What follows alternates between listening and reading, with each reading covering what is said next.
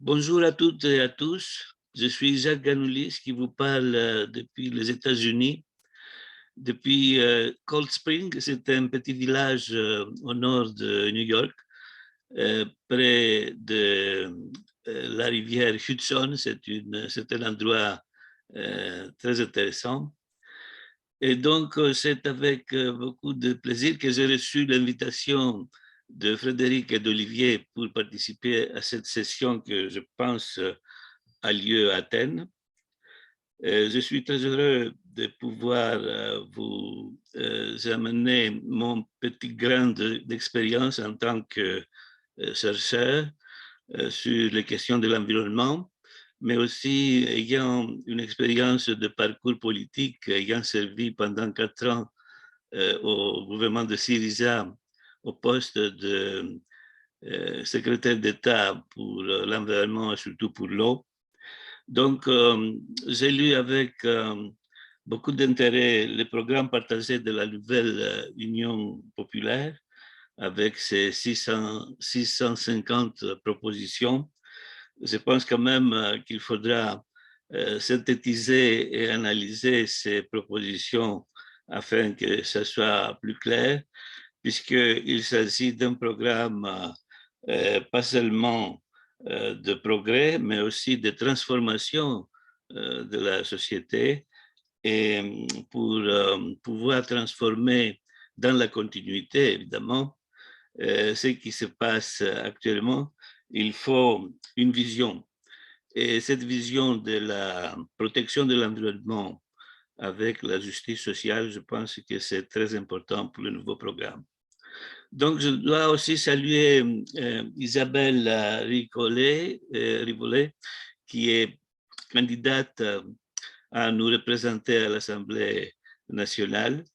Et j'ai lu avec beaucoup d'intérêt son texte où elle cite que l'harmonie entre les humains et la nature et l'eau est un objectif très important. Je pense que cette constatation est aussi le résultat de mes recherches depuis plusieurs années, puisque finalement, nous sommes en face de défis environnementaux d'une grande envergure avec le changement climatique et tout ce que l'homme a pu faire sur l'environnement, les pollutions, la dégradation des sols, les pénuries de l'eau.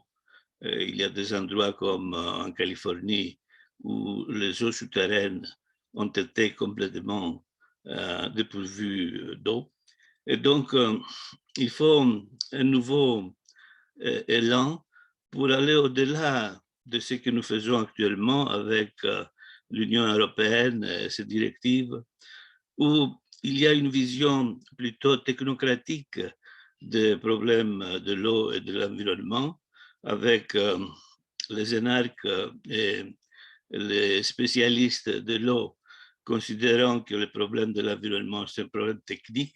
Ce n'est pas seulement technique, c'est aussi un problème social et c'est surtout la participation des usagers et de tous ceux qui sont, disons, concernés par le problème de l'eau, et c'est tous les citoyens évidemment, où on peut trouver de nouvelles solutions.